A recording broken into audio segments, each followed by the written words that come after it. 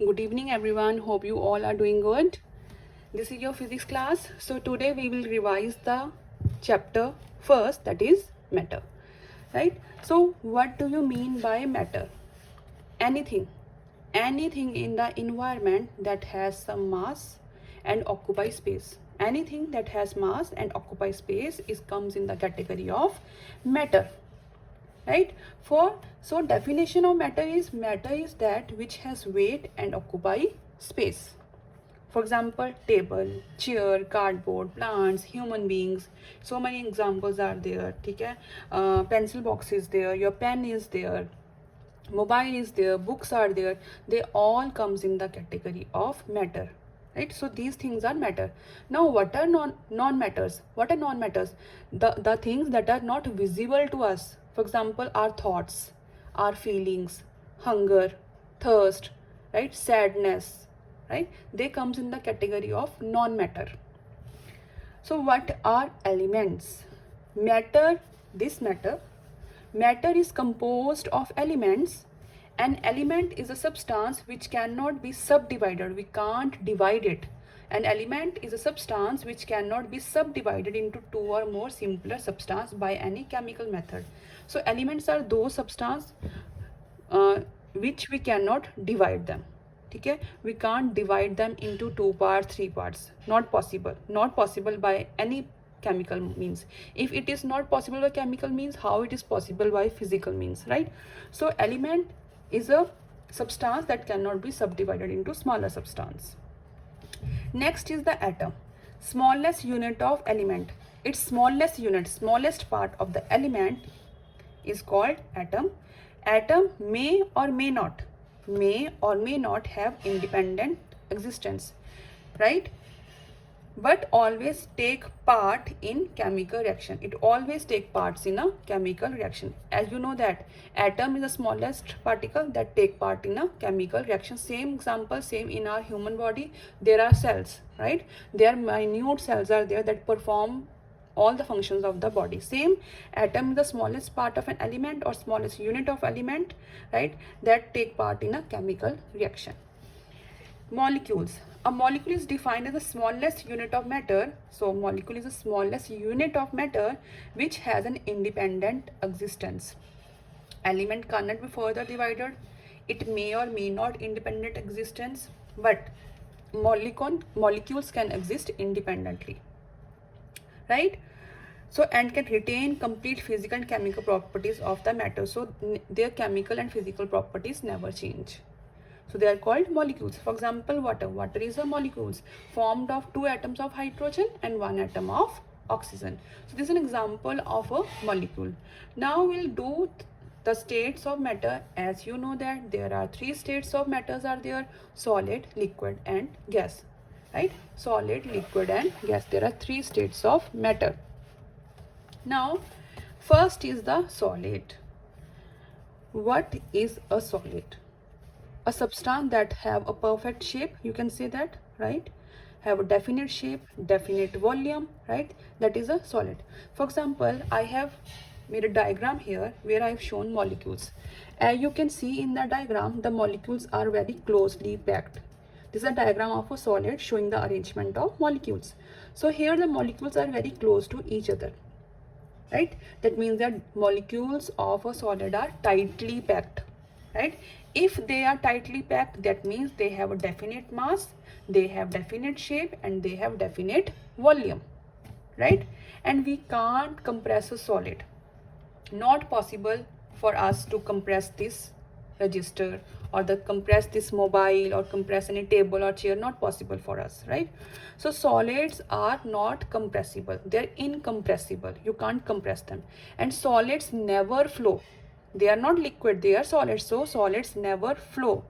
They are highly rigid, means strong. They are highly rigid means they are very strong. Now the particles are not moving, the molecules are not moving. That means they have no kinetic energy or very less kinetic energy. As I told you in the class that what is kinetic energy? The energy possessed by the particles of a matter or molecules of a matter due to motion. Whenever an object starts moving, right? Whenever an object starts moving, that means it is having kinetic energy. A fan is moving, that means the fan is having kinetic energy. Anything that is in motion has kinetic energy.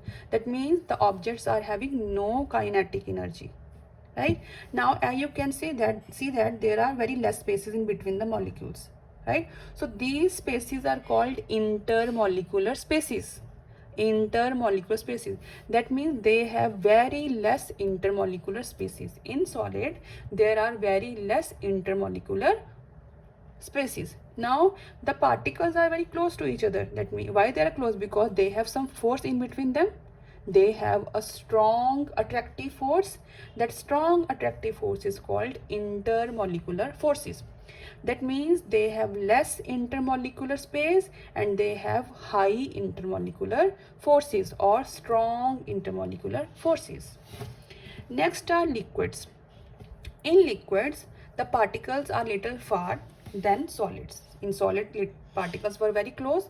Now in liquids, particles are little far away from each other. Right?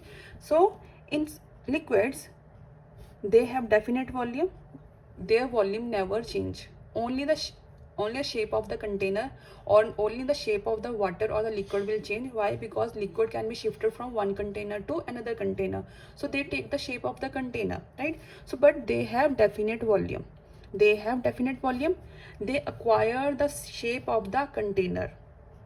They are not compressible. We can't compress any liquid. It will go out of the container, right? So they are not compressible. Liquid can flow. It can move from one position to another position, right? So they can flow. They are less rigid. It is very rigid. They are less rigid, right? So particles have kinetic energy more than solid. Why? Because particles are far away each other. Now that means they are far away from one another. That means they are showing some movement, right? So they have kinetic energy more than solids. Now here there are some spaces. That spaces are called intermolecular spaces, right? So in liquids, intermolecular spaces are more than solids, right? As you can see that, right?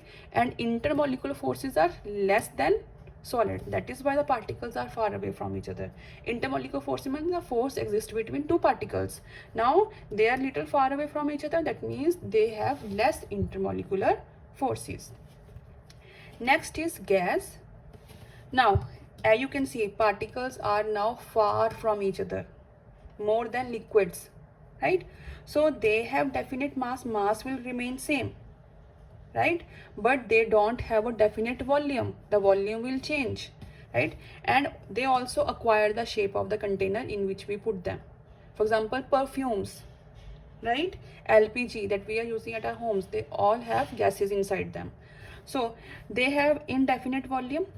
They are highly compressible. Gas can be compressed, right? So they are highly compressible. Now gases can flow. They flow very fast, right? So as you know that perfumes, right? If someone is coming to your house and he's applied some perfume on his body, the fragrance will spread in the whole house, right? Why? The particles of gases are very far away from each other. They move very fast. They flow very fast, right? So the particles flow very fast. That means they have high fluidity. Flow means fluidity, right? So they are not rigid. They are very soft. Particles are less closely packed. They are far away from each other. That means they have more intermolecular spaces, right? And very less intermolecular forces, right? Gas example is air, oxygen, carbon dioxide. Our perfumes are there. They are examples of gas, right? So today we have done the revision of the chapter matter. If you have any problem, you can ask me in the Zoom class. Okay, thank you so much.